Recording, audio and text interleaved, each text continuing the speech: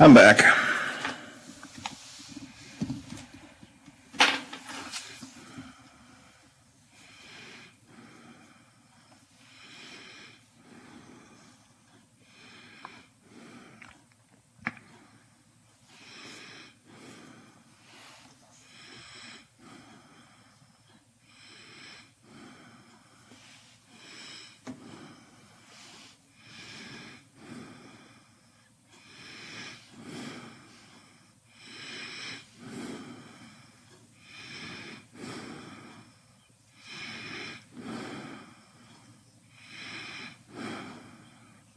Million Americans suffer from opioid use disorder.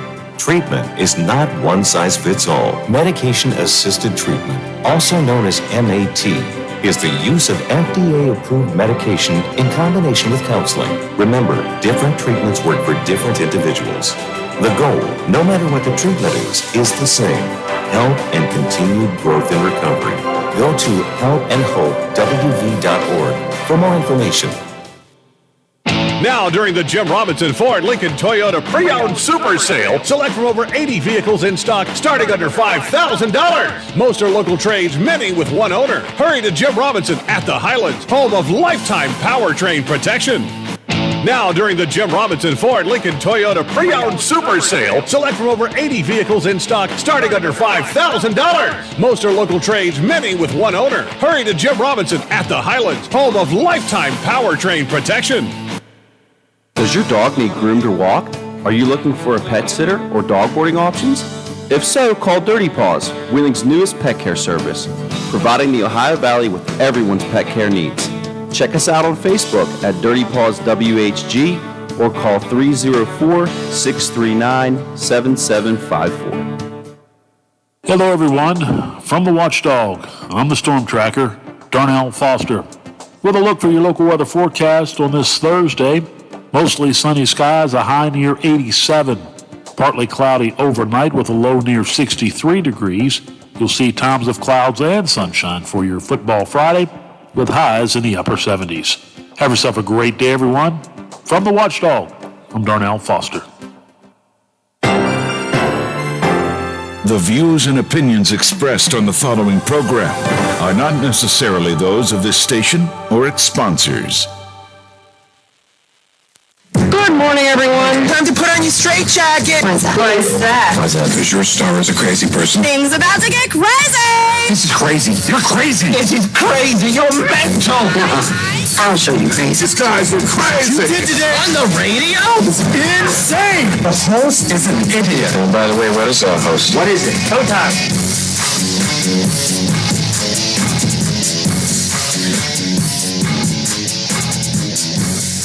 Live and local in the Ohio Valley. This is the Watchdog Morning Show with Howard Monroe.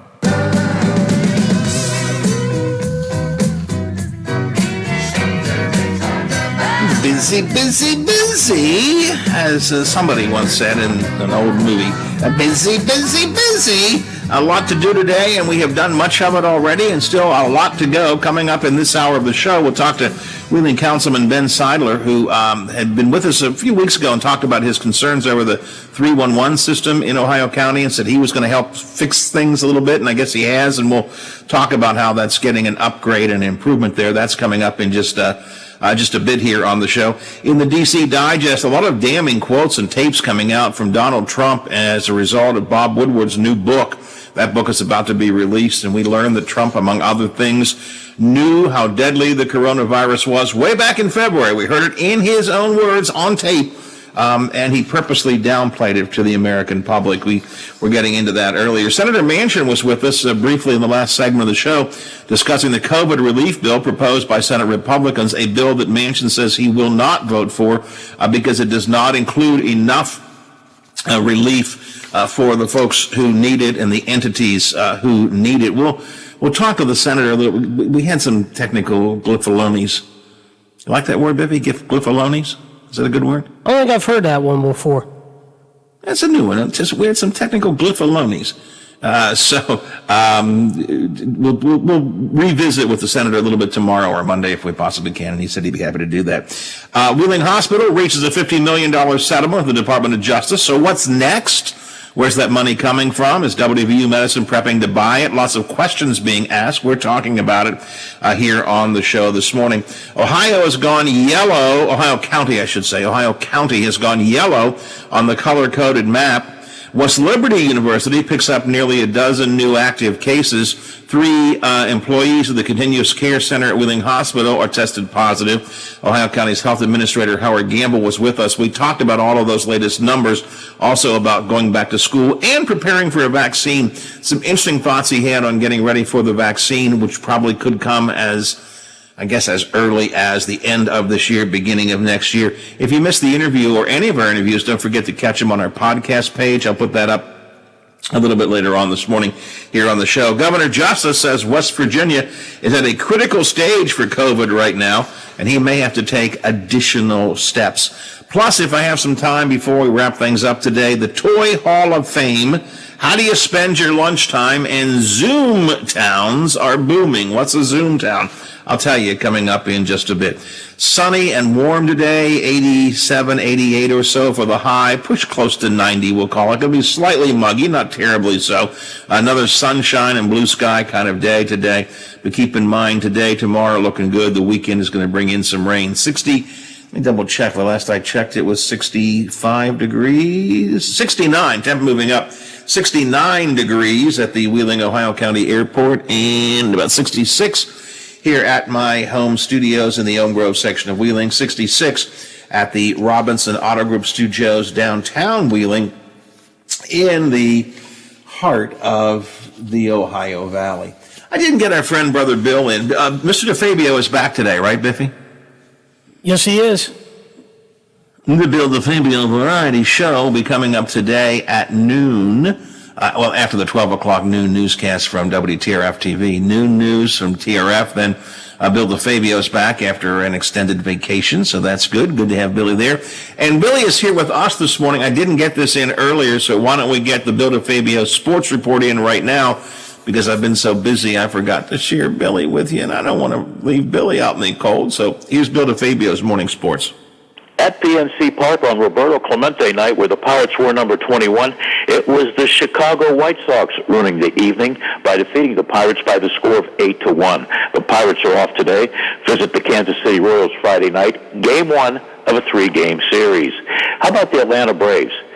They set a National League record with a 29-run outburst against the Miami Marlins. 29-9 was the final. Adam Duvall led the way with 3 home runs, 9 RBIs. A Steeler note for you, Ryan Shazier has made it official. Shazier is retired from pro football. One other NFL note, in the unbelievable department, Jalen Ramsey, a pretty good defensive back of the LA Rams, became the highest paid defensive back in NFL history. Are you sitting down? 5 years, $105 million. Stanley Cup playoffs, Eastern Conference Finals, Tampa Bay 2. The New York Islanders won. Nikita Kucherov scored the game-winning goal with 8.8 seconds left in regulation. Lightning leads at best of 7, 2-zip. NBA playoffs, a thriller in 2 overtimes. Toronto 125, the Boston Celtics 122. That series tied at 3-3. LA Clippers 96, Denver Nuggets 85.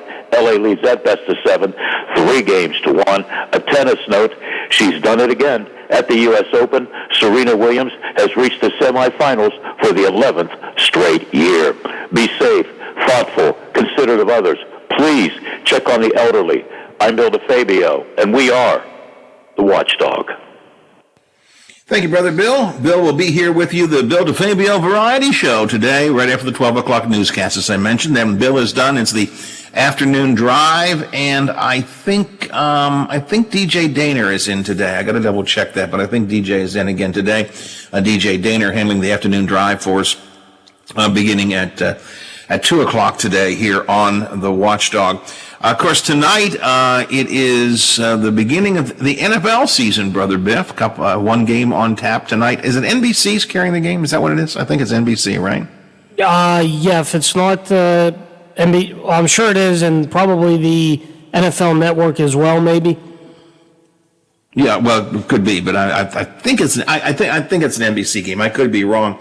It's the Texans taking on the Kansas City Chiefs. Are you going to place a bet on that game? You know, an annual survey found that close to 1 out of every 7 Americans plans to gamble on at least one NFL game this season. 13% of us say we're going to put money down on NFL football this year. That's a little drop from last year when it was 15%. My belief probably is that once the season gets underway and people begin to refocus on football, you'll probably see the gaming on it a little bit go up. Half of the people surveyed place casual bets with friends, but a third will place a bet through legal gambling sites.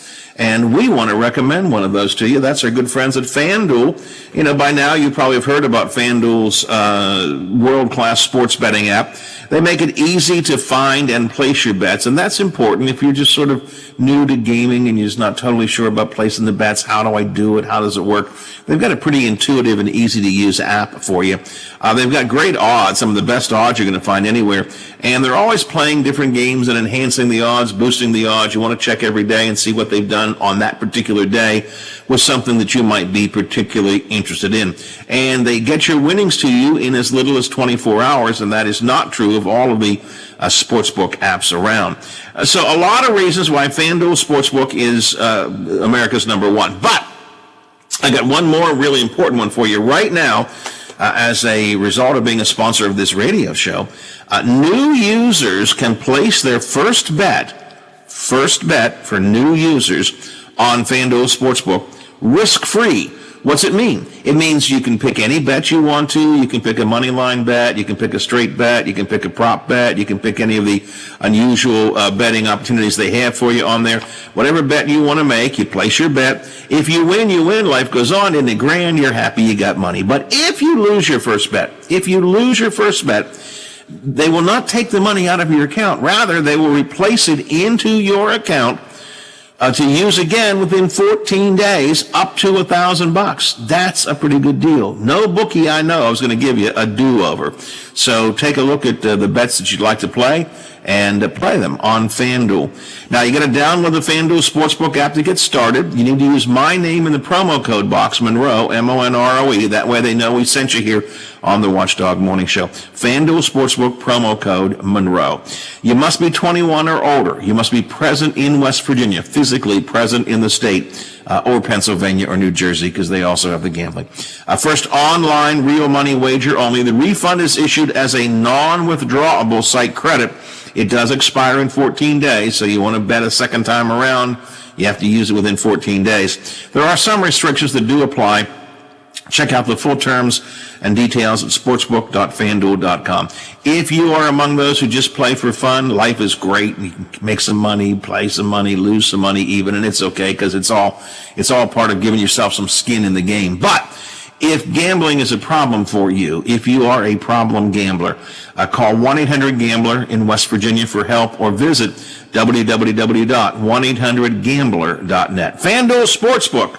Use my name, Monroe, in the promo code. FanDuel Sportsbook. More ways to win. 8:19 on the Watchdog Morning Show. When Wheeling Councilman Ben Seidler was with us a few weeks back, we talked about some concerns he had, and he raised them at City Council as well, about the 311 system in Ohio County. It's designed to make it easier for you and me to report sort of neighborhood-type problems. It's not an emergency system. It's sort of a nuisance reporting system. But it hadn't been working as well as some people thought, and Ben was going to work on that a little bit, and I guess he has, so I invited Ben Seidler to join us this morning to talk about that. Ben, good morning, sir. Morning, Howard. How are you? Good. So, what, you got in there and tinkered around, began to make some improvements in this system, huh? Kind of. So I'm a little bit of a geek at heart. Reporting is one of the things that I do a lot of in my professional life. So I have a modified 311 system, but I've taken the output of that system and written some reports around it so that we can actually see the data. So we can break it down by ticket category and by neighborhood and see, really how good of a how good of our performance, how good our performance is, or I should say how bad our performance is, and which neighborhoods are getting addressed and which aren't. Things like that. Average ticket count, average days it takes to address a ticket, the average days it takes to close a ticket, those types of things. So geek stuff, but I own it.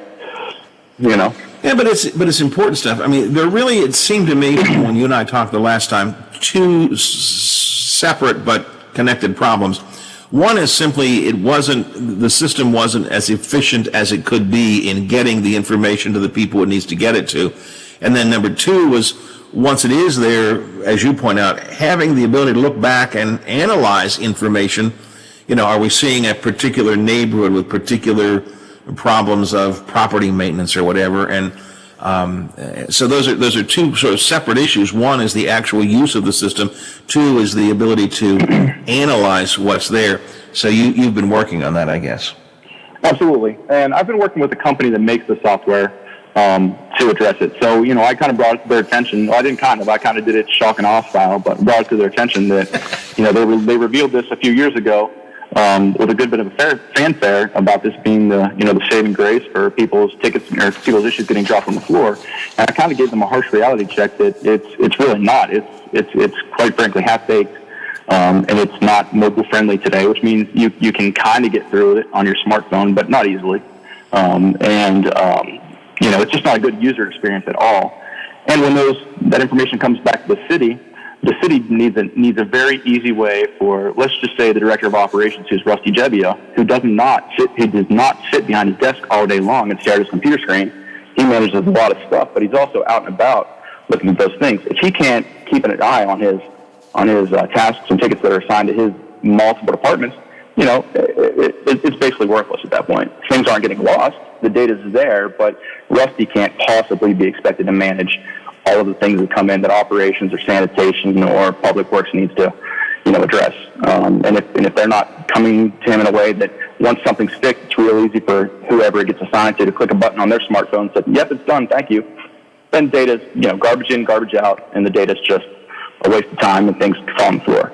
Now, the reason it's still really important, even though some of those things are complicated, is at least with this data in there, we have a quantitative way to say, these are the issues that our residents are complaining about. These are the problems. So folks can stick their heads in the sand all they want around the city. But at the end of the day, I can see right here that, looking at my data, we have 44 open tickets for blight on property in the city. And as of last week, the average date for each one of those tickets, the average age of those that are still open is 208 days. The oldest ticket that's still open is 510 days. And the fastest that we close one of those is 6 days. Now, that data is probably not accurate, only because when we address things, somebody's not going in there immediately after and saying, okay, I fixed it. Sometimes they're going to clean up effort a couple months later.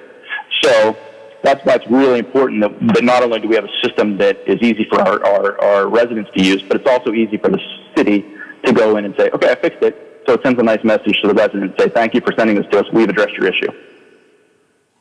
Yeah, I never thought. I get your point. It may be that they fixed the problems. Maybe there isn't not a 208-day lag. Maybe they fixed the problem a long time ago, but haven't yet just said that in the system, which makes it look worse than it really is. So, but if it's not easy to do, that is absolutely true. Yeah, I mean that really is that genuinely is the issue. For instance, we have leaf cleanup requests, and I'm looking at my thing right now.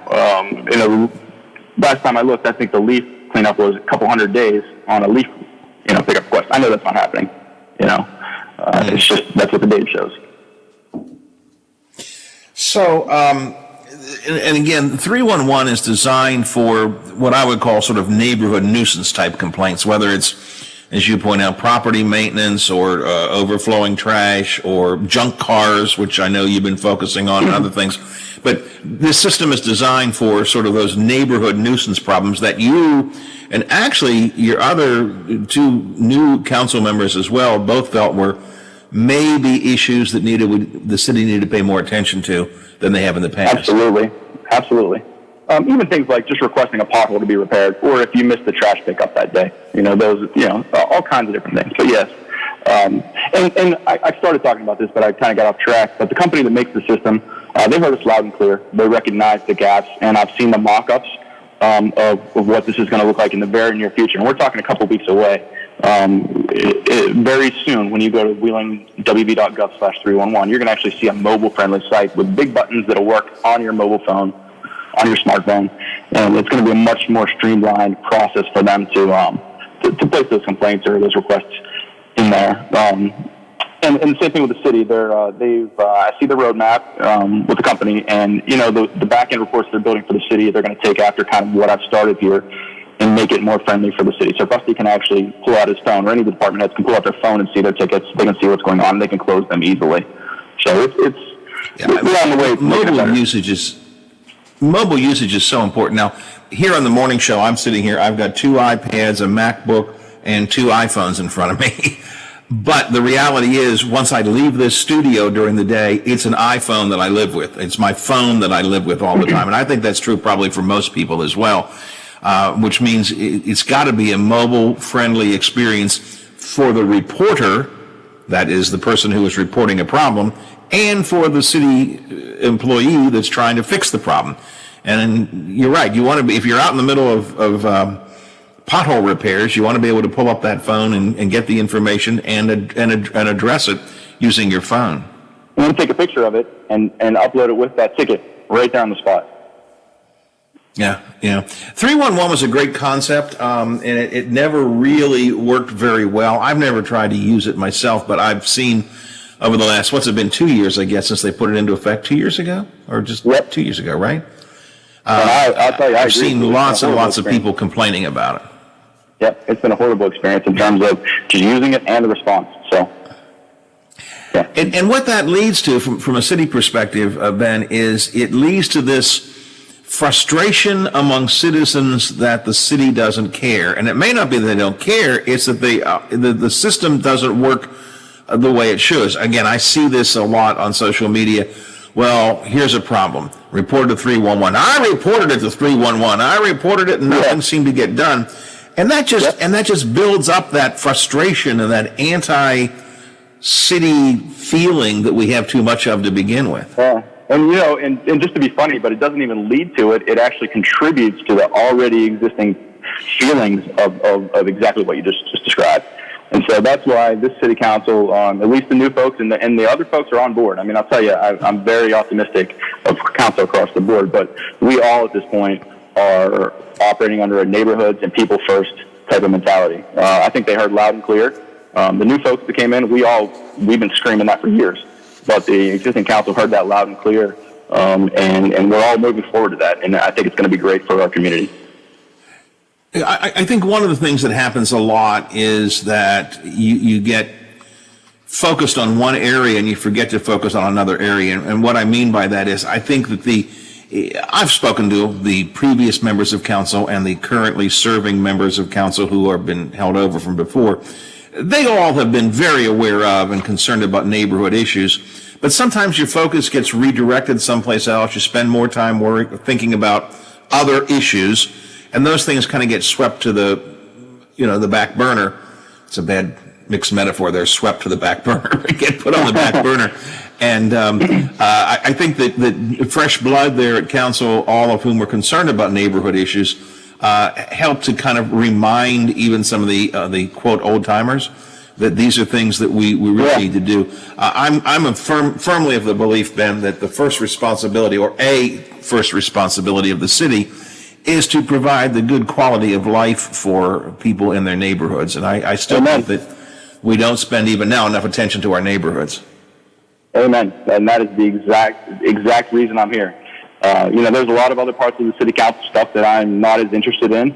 And that's okay. I'll contribute to every part of my job equally, as I need to. But, there's folks on council that are much better at the finance parts of it than I am, and I have no interest in trying to run one of those committees or anything like that. And we have people that are great at certain things in council, and my focus is neighborhoods first. And neighborhoods, obviously. One of the things that you have been focusing on personally, and the city has now been paying a bit more attention to, has been junk cars, which we see on. Doesn't tend to be all throughout the city, but it does tend to focus in certain neighborhoods. And I know that's one that that you and quite frankly, in much of your ward, there are issues with these junk cars sort of sitting around. Yeah, it's a big problem. Junk cars very much contribute to blight in our community. There's a lot of things that I'm focused on in terms of cleaning up our neighborhoods, everything from property maintenance to grass to buildings that don't have roofs or heat or all those things. But junk cars is or boats or trailers or RVs, and the list goes on there. And those are all things that very much significantly contribute to the level of blight in our community. And it's a big issue here. It's a big issue in East Wheeling and somewhat in South Wheeling as well. I would say those are the biggest areas, and it's kind of been a touchy subject lately. I hear the argument all the time. Well, how come this person gets to get away with this, but I don't get away with that, and blah blah blah.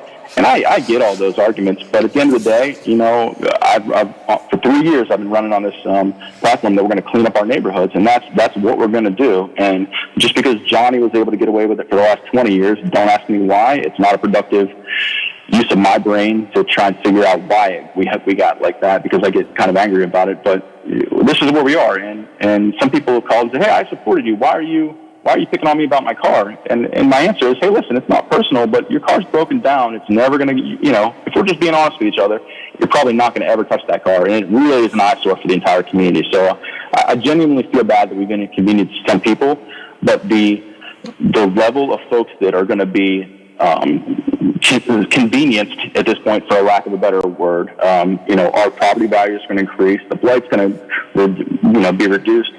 It's a big win for a lot of people in the neighborhood. All it takes is one blighted property to bring down the quality of an entire block, and those neighbors all around these things deserve that. I've seen some postings on social media in the Ward 2 Facebook page, among other things. People saying, well, why is that a junk car and this is not a junk car? Or you call it a junk car, but it's an old car that I've had around for a long time and I want to work on it at some point. So, you do have that argument that, hey, it may not be currently, I may not use it to drive to work, but there is value to that car to me here at my own property. Well, I'm glad you asked that question. I would say that if it's really that important to you, it wouldn't be sitting outside in your side yard with the windows halfway down, with gigantic dents across it. We're not picking on people's old muscle cars. If it's legitimately a vehicle that you're going to use, then you're probably going to take better care of it than leaving it there on blocks and things like that. It's a touchy subject, don't get me wrong. Some folks have asked, why is it legal for him and why is it not legal for me, and so forth. We are not out to get anybody. We're not out to go to the nth degree of code enforcement, meaning we're not trying to pick on anybody. But at the end of the day, if your car is sitting in the middle of your yard, in the grass, in the middle of your backyard, that's illegal as it is. And that's considered blight in my book, especially if there's grass growing up around it. And if you park a car there for a couple of days, nobody's going to come and yell at you. But if you don't have any tags on it on top of that, or if they're expired for 10 years on top of that, we're not talking about if your plate expired a week ago, then you might get a letter, but nobody's going to tow your car away if it expired a week ago. We're trying to be very reasonable here, but back to the point of your question, if those vehicles are really that important to those folks, they wouldn't be sitting there in the condition they're in right now, covered in 6 foot of weeds. Well, and hopefully, and I'm sure that the code enforcement officers are paying close attention to it. It may well be that for whatever reason, I have a car that's not working right now. I'm thinking of my son who had a car that was involved in an accident. The car was totaled, but it had to sit in front of his house for about 2 weeks before the insurance could resolve the issue. Okay, that's fine. It's going away eventually, even though right now it's a bit of a problem. So I'm sure that there are people who pull a car into their backyard and it sits there. Maybe it doesn't have tags, or maybe it's all beat up, but it's not there for 2 years, just sitting and rusting away. Yep, and there's a process for that, and that you may get a citation for it. If that's the case, you may get a citation. Oddly enough, there's been a number of those that have Ohio plates on them, which, again, not from an enforcement perspective, but just for a little bit of a smirk on my face type of perspective, like, you're really arguing with me about that because it has Ohio plates on it and they're expired. But to your point, there's a process for that. If you get a notification, you can take it to municipal court. You can ask to make that argument in municipal court. And if you go tell the judge that story, the judge, I'm sure, will take that into consideration. We're not heartless. We're not trying to beat anybody up. We're just trying to clean up our neighborhood. So if it's not a permanent fixture, I certainly wouldn't speak for the judge. But yeah. It goes back to that issue of a level of frustration that some people have with the city, that while what you just said is, I believe to be true, nobody's out to just, cause you trouble, to force you to move a car if there's a reason for it. There is a level of frustration that some people have with the city that they don't believe that. I know they're going to get me because they're always out to get the little guy. And whatever we can do to diminish that level of frustration, I think is really good. I agree. And, there's also another argument to be made on the side of that it's been perfectly fine for me to do this for 20 years, and so does every one of my other neighbors. Drive up and down the alleys of the island. How come everybody else gets to do it? How come nobody else cared? Well, again, that's kind of back to my point where I'm trying to not focus on that because it really frustrates me that somebody should have always cared. Right. And we didn't, but now we do care. And, I've had one person say, you've been on the island 3 years. What gives you the right to come here and tell us how to live? Well, I don't have the right to do that, but I'm here to clean it up. And enough folks in this ward voted for me in order to clean up our neighborhoods. And if you take the personal, thing out of it, take the emotional out of it, objectively speaking, cleaning up this neighborhood these neighborhoods need to be our top priority. And I keep saying island because those are a lot of people I'm talking to. I'm spending just as much time in North Wheeling, an incredible amount of time in Fulton as well. It's not just the island. And I'm sorry that I say that. That's just happens to be the groups that I talk to online a lot, because there's not really a Fulton group. But really, the enforcement efforts of these are across all of our neighborhoods. And I've spent more time in North Wheeling than anybody can imagine lately on these same issues. So. All right. Hey, Ben, I appreciate your time this morning. I appreciate the work that you're doing. We'll keep in touch as time goes by, and let's get things cleaned up. Let's make it a nicer and happier neighborhood. Absolutely. Hey, you know what? Neighborhood pride is contagious. It is. So I'll leave you with that, Howard. Thank you. And you're absolutely right. Thanks a lot, Ben. Okay. I appreciate it. Have a great day. Bye. Ben Seidler, the newly elected councilman for the 2nd Ward in Wheeling, and he and the other 2 new members of council as well, Jerry Slavanakis and Rosemary Ketchum, all had what I call neighborhood nuisance issues as kind of their big concerns. And I think it's really legitimate. I've talked about this for years and years, both in my role as a planning commission member and working with the comprehensive plan, and here as a talk show host. Making our neighborhoods better, I think, is really, really important, and cleaning up the blight and keeping the grass reasonably cut. And I understand that not everybody, I don't want every neighborhood to be the perfect middle-class American neighborhood. There's going to be some that'll be worse than others, or different from others, let's put it that way. But let's get some of this stuff cleaned up. So I think that what Ben's doing is actually a pretty good thing. When we come back, I want to talk about what's going into the National Toy Hall of Fame this year. We do that every year. Also, a couple of odds and ends I didn't get into earlier that I want to get talking about, including a change that could be coming. Hey, here's a big surprise, Biff. A change could be coming to the color-coded map system. Why not? Yeah, why not? We're changing all the time. We'll talk about these things and more in just a bit, but first we'll talk about some headlines from Metro News. The Metro News Update is brought to you by Thomas Auto Centers, Mall Road, St. Clairsville. Get the best deal at Thomas Auto Centers.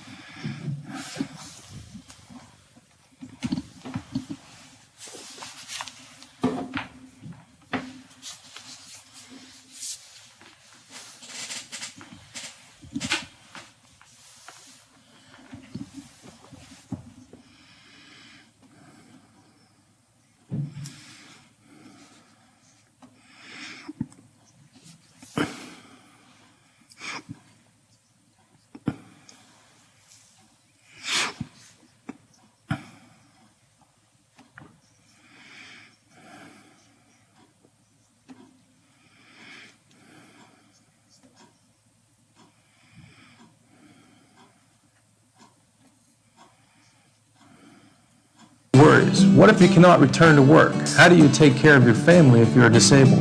At Gelner Law Offices, we represent seriously injured people and understand their problem. We know how to get you fair compensation. We will work hard to make sure you get the money you deserve for your losses. Don't go it alone. If you're hurt in an accident, call us at 304-242-2900 or visit us at gelnerlaw.com. We'd like to help. Today is the day to visit your Toyota dealer and save big on the car, truck, or SUV you've been dreaming of. Like an off-road ready 2020 4Runner or a rugged 2020 Tacoma, both with $1,000 cash back from Toyota. Or go with a stylish 2020 Corolla or adventurous 2020 RAV4, available with all-wheel drive, and get up to $1,750 cash back. Or take $2,000 cash back on a sporty new 2020 Camry. You can even drive away in an all-new 2020 Highlander with seating for up to 8 and get $1,500 cash back. Visit Toyota's official website for deals, buyatoyota.com, for more great savings, to check out inventory, and to find a dealer near you. All to help make buying or leasing your next Toyota easy and affordable. You can take cash back or apply to a down payment. Offers exclude TRD Pro models and hybrid offers vary. See your dealer for details. Don't wait, because today is the day to go see your Toyota dealer. Offers end September 30th. Toyota. Throughout the Ohio Valley, back to school is looking different. Each day, parents, teachers, students, coaches, and administrators are finding solutions to situations that are unprecedented. All of us at the Highlands appreciate everything you are doing and are here for the items you need. Visit hitthehighlands.com for the current guidelines and updated contact information of our retailers and restaurants. Hello, everyone. From the Watchdog, I'm the Storm Tracker, Darnell Foster, with a look for your local weather forecast on this Thursday.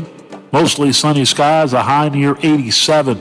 Partly cloudy overnight with a low near 63 degrees. You'll see times of clouds and sunshine for your football Friday, with highs in the upper 70s. Have yourself a great day, everyone. From the Watchdog, I'm Darnell Foster. You're listening to The Watchdog, now on FM at 97.7 and 98.1. Sounds so clear. Tom Cruise and Jack Nicholson were just discussing it. Are we clear? Yes, sir. Are we clear? Crystal. The Watchdog, live and local talk radio, just the way you like it. Conversation you care about from people you know. The Watchdog Morning Show with Howard Monroe continues.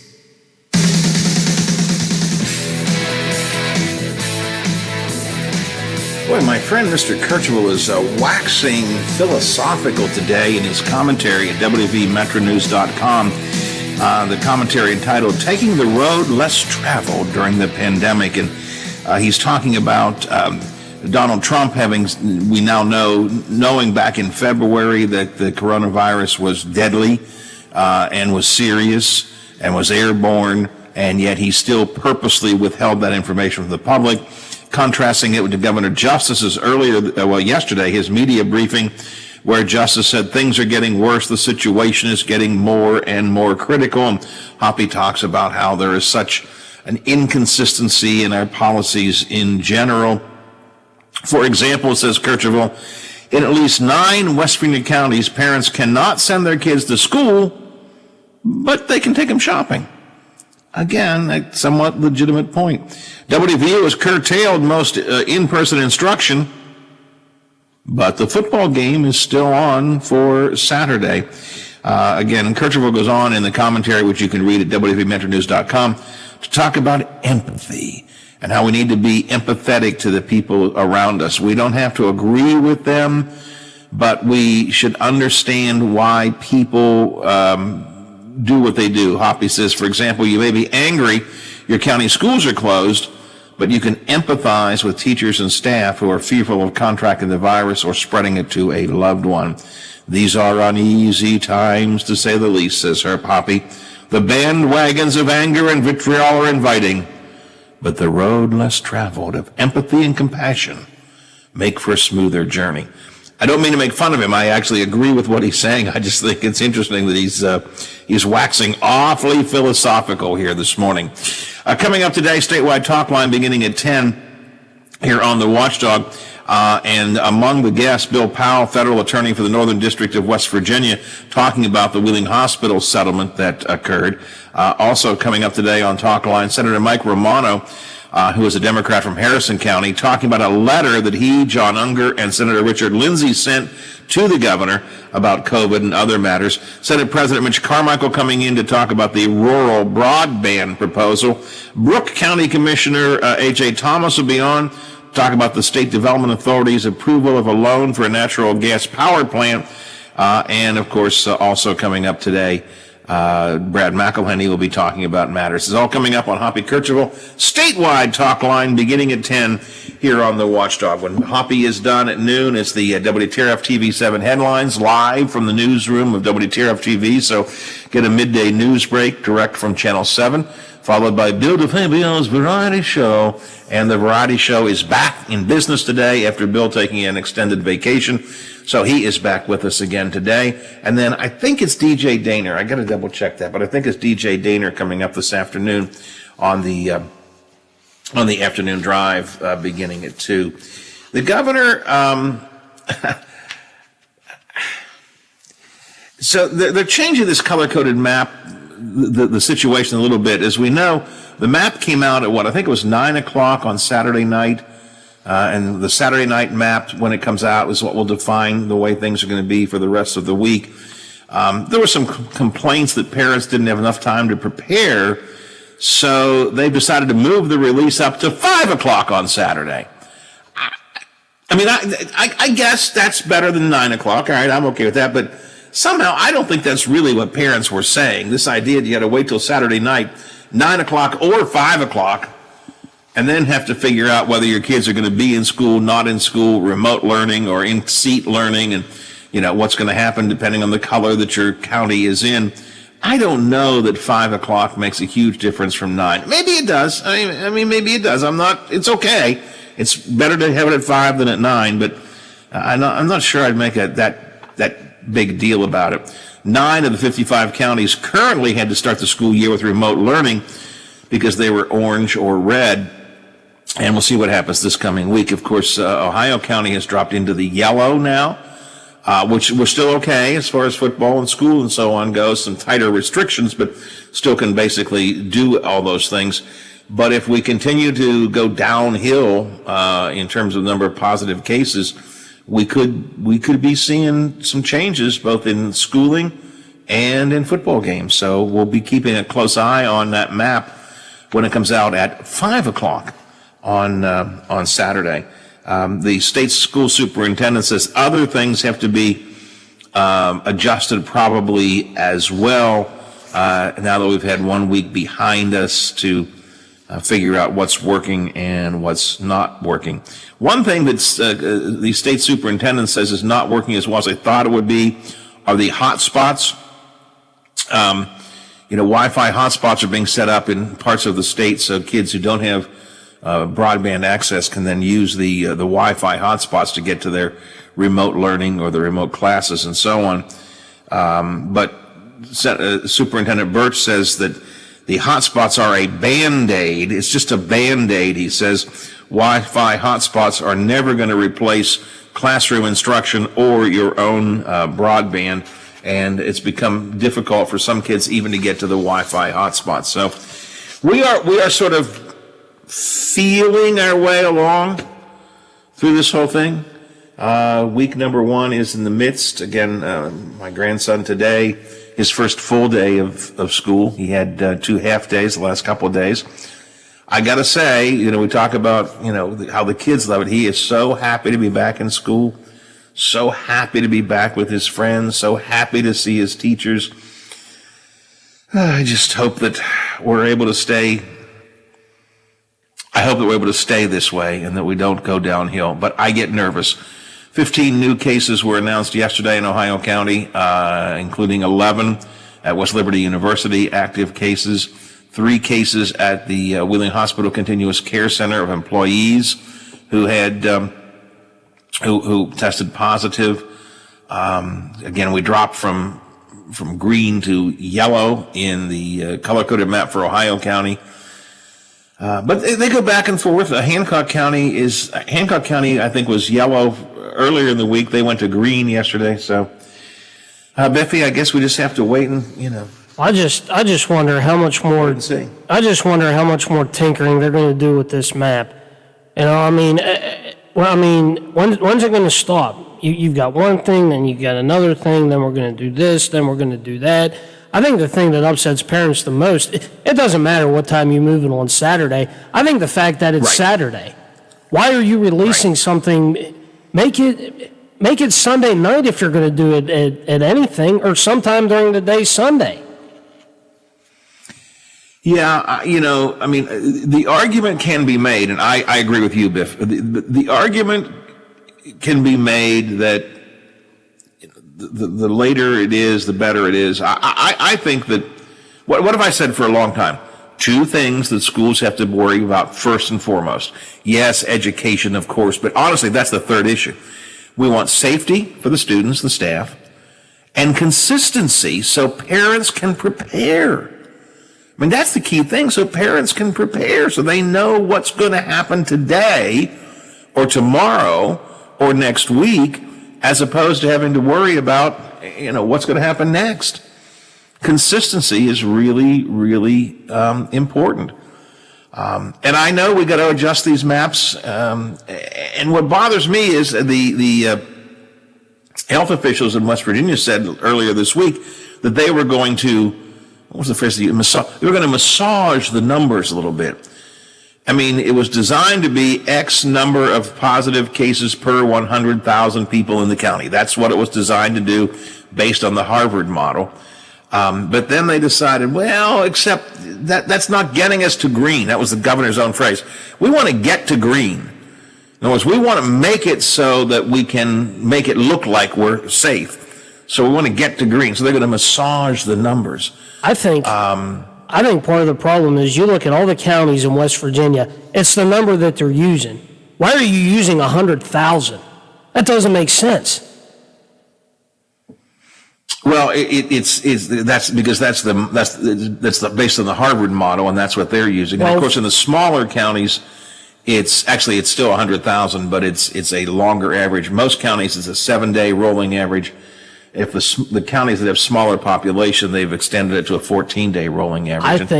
I think it's the more they're following the Harvard model. What's interesting though is if you look this week, there were a couple of examples of the Harvard map of West Virginia side by side with the West Virginia map of West Virginia, and they weren't the same. The West Virginia map, supposedly based on the Harvard model, was I won't say totally different, but much of it was different from what the Harvard map had. So these numbers are all over the board. I say forget the model. Forget using the Harvard model and make it more reasonable so that it helps the counties. And how would you do that? Well, you got to find a reasonable number for one. I mean, I don't know what that number is, but it's certainly not a model from Harvard that's saying 100,000 when you've got a state that's made up of 55 counties like we have. And that, I mean, the governor, I hate to be fair to the governor, but in fairness to the governor, he has tried to point out that there's a lot of differences between one county and another county. And this is a county-by-county thing. Ohio County, for example, although we're now down in the yellow, Ohio County has been pretty good, and we have a pretty good system in place. You go elsewhere in the state, and things are a lot worse off. But it really tends to be county by county, so we'll see. Let's grab Bob Westfall real fast for a quick update of what's happening at the Big 7. Hey, Howard, real quick, big plans out of Brooke County. It looks like the natural gas power plant that Governor Justice talked about last week is on its way to approval, so we're excited about that. I think the last numbers thrown around was it could be $1 billion project. So we're going to be up there. We're up there right now getting the details. I know the governor was concerned about where the natural gas was coming from and where the workers were going to come. So we're going to get that update as well. Gearing up for 9/11. Hard to believe, as hard as it is to believe, this will be the 19th anniversary of 9/11 attack. Wow. They are having a celebration in St. Clairsville today, and it will preview. There's several across the valley tomorrow in Wheeling, Weirton, a couple other places, so we're going to preview those as well. And we're also going to talk to the U.S. senators from the great state of Ohio on COVID legislation. We're going to see what Senator Rob Portman and Senator Sherrod Brown have to say. Obviously, one Democrat, one Republican, so it ought to be interesting to see what they have to say about that. The Brooke County power plant thing is it came about very quickly here. I mean, just yesterday we were still talking about it as probably a dead project or an off-the-table project, but it looks like it is back on now, so I'll be curious to see what you all learn. We'll be watching carefully for more news coming out of there today, because that's going to be interesting. Check the news at noon, 5, 6, 10, 11, 5:30 statewide effort, and of course always at WTRF.com. Bob, thanks a lot. Got to run. Appreciate it. It is just about 10 o'clock. I got to go. I got to get out of here. But I'm thinking if all things work out fine, I'll be back tomorrow morning at 7 o'clock. Are you back with me, Brother Biff? I'll be back to close out the week. We'll keep on doing it till we get it right. That could be a long time. Indeed.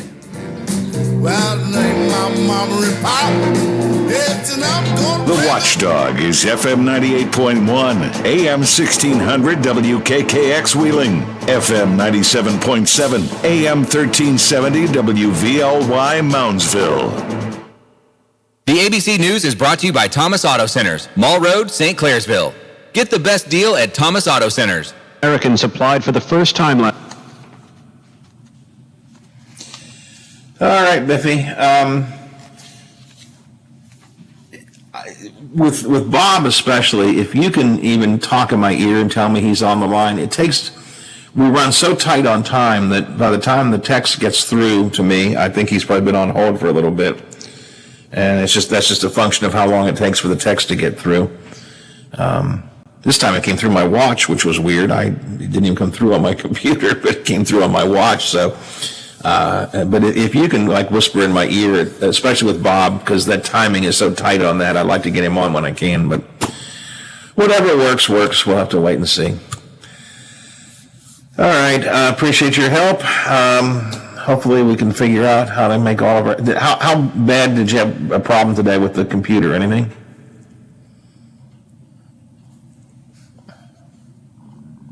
Yeah.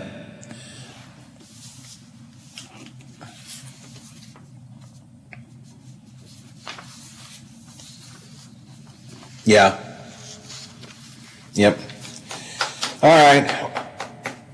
Yeah, well, I know she's going to work on it today. We'll see how it goes. I told her since Teddy's in school, I can come down if she needs me. I don't know that there's anything I can do that she can't do, but I could come down if necessary since I don't have to play anymore. But we'll get it figured out one way or another. We'll get it figured out. And I don't think I can tell a little bit. I don't think the audience can tell anything different at all. So it works out. You know what you're doing, pal. You got it all down. And now I got to go and see what we're going to do with Joe Manchin, whether he's going to come back tomorrow or Monday or something. So, yeah. And maybe we can actually get a good cell service this time. We'll have to work on something. All right, if you need me, call me. Otherwise, I'll be around. I'm going to go get some sausage gravy and biscuits right now, though. It does indeed. I'll talk to you later. Thanks for your help. All right, bye. Fender.com's patented scan and get your free reputation report card. Or for immediate assistance with your reputation, call 800-401-6681. Our cutting-edge technology helps make your Google search results look their best. Call 800-401-6681. That's 800-401-6681. 800-401-6681. Or take the free scan at reputationdefender.com. Witnesses may be called to testify before Congress in the coming weeks about a string of deaths at Fort Hood. No other U.S. Army post has seen so much violent crime, including murders, than Fort Hood. It might have gone unnoticed were it not for the literal outcry of Lupe Guillen. You didn't protect my sister! Instead they killed her! 20-year-old soldier Vanessa Guillen was kidnapped